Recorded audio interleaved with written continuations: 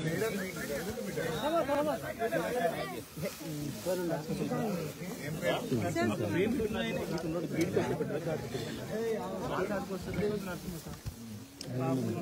సంవత్సరాల నుండి కాలు వచ్చి ఎండిపోలే బోర్లు కూడా 4 లక్షలు వేసిన బోర్లు పోయినాయి. ఎప్పుడు వేసినాం?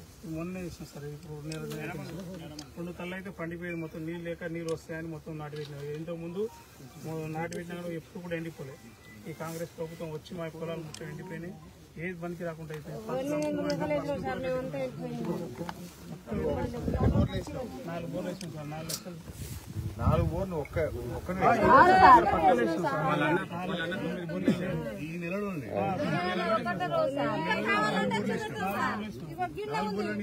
ఫీట్లు వేసినా కూడా 4 లక్షలు అప్పైనావా? 4 లక్షలు ఇక 4 లక్షలు పెట్టుబడి.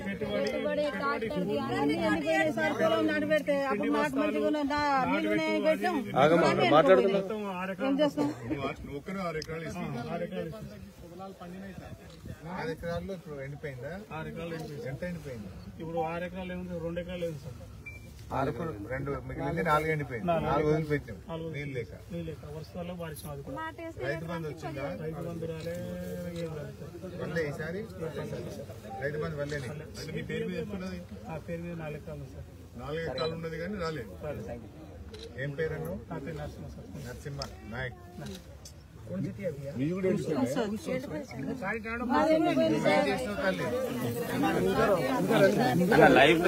కొంచెం జరగండి.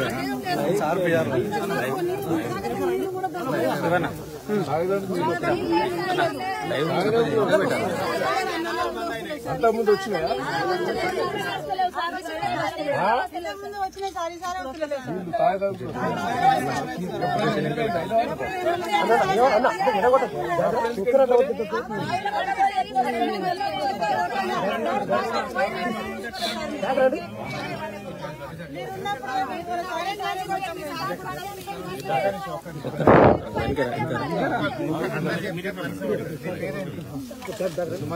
ఏంటండా ఇంత బయట నీకు కూడా భూమి ఎన్ని ఎకరాలు ఉన్నది? 2 ఎకరాలు. 2 ఎకరాలు వెళ్ళిపోయినా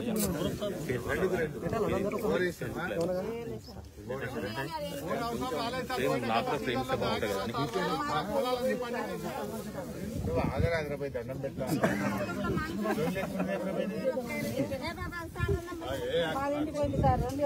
ఏం పేరు? సూరమ్మ. ఎక్కడుంది భూమి? 2 ఎకరాలు వేస్తే మంచినీళ్ళు వస్తలేవా దండాల? 2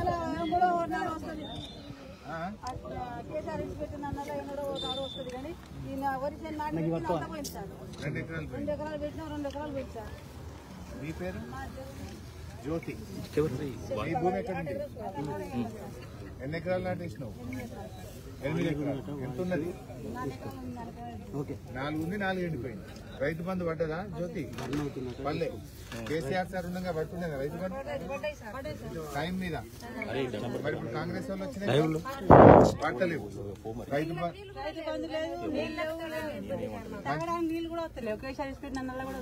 కేసీఆర్ సార్ ఉండగా వచ్చింది ఎట్లా, ఇప్పుడు ఎందుకు వస్తలేదు? కాంగ్రెస్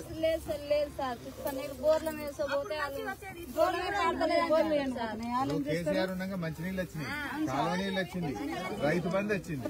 కాంగ్రెస్ వాళ్ళు వచ్చినాక మంచినీళ్ళు వస్తలేవు, రైతు బంధు పడతలేదు, కాలువ బంద్ అయింది, బోర్లు పోయినాయి, పంటలు ఎండిపోయినాయి.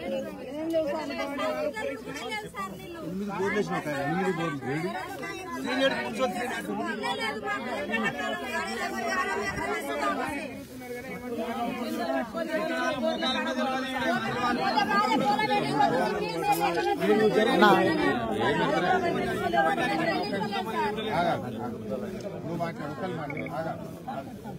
రైతులకు పంటలు ఎండిపోయినాయని ఇక్కడ చూడడానికి కూడా రాలేదు సార్ ఇంతవరకు. ఎమ్మెల్యే కూడా ఇప్పుడు దయాకర్ సార్ ఉన్నప్పుడు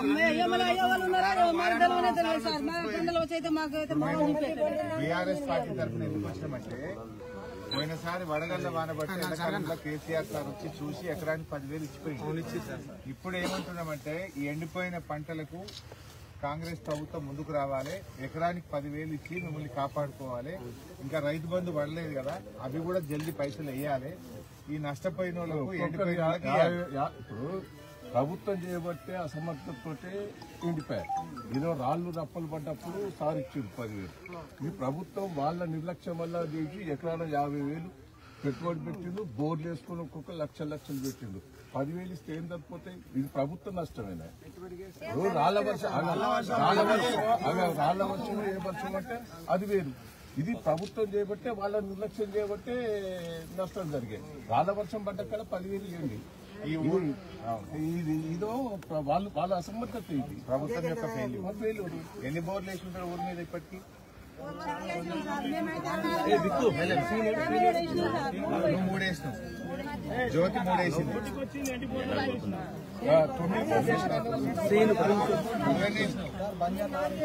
నువ్వు 4 బోర్లు వేసినావు, నరసింహ 5 వేసినావు, నువ్వు 4, విజయమ్మ 4 వేసింది, నరసింహ 4 వేసింది, జ్యోతి 3 వేసింది. నీ పేరేంది? యాదా 2 బోర్లు వేసింది. నువ్వేం చేసినావు?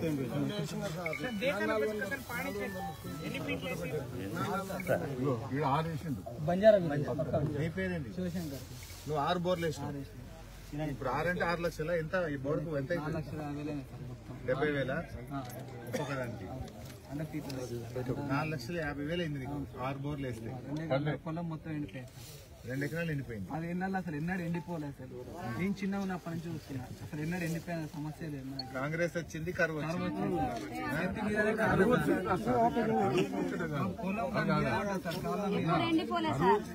కరువు పోయినసారి మొన్న 3 ఏళ్ల కింద కరువు వచ్చినా నీళ్లు ఫుల్గా వచ్చినాయి. పక్కనే సార్ మాకు కాలువ. సార్ వచ్చి సార్ ఫోన్ చేస్తామంటే సార్ ఫోన్ చేస్తాడు, ఇట్లా నీళ్ళు వదిలి పెడతాడని ఆలోచన మీద సార్ ఫోన్ చేస్తామంటే నీళ్ళు వచ్చేది. ఇవాళ సాయంత్రం వదిలి పెడితే తెల్లారి గంటల మాకు నీళ్ళు వచ్చేది. మంచి పొలాలు వచ్చి వారేది.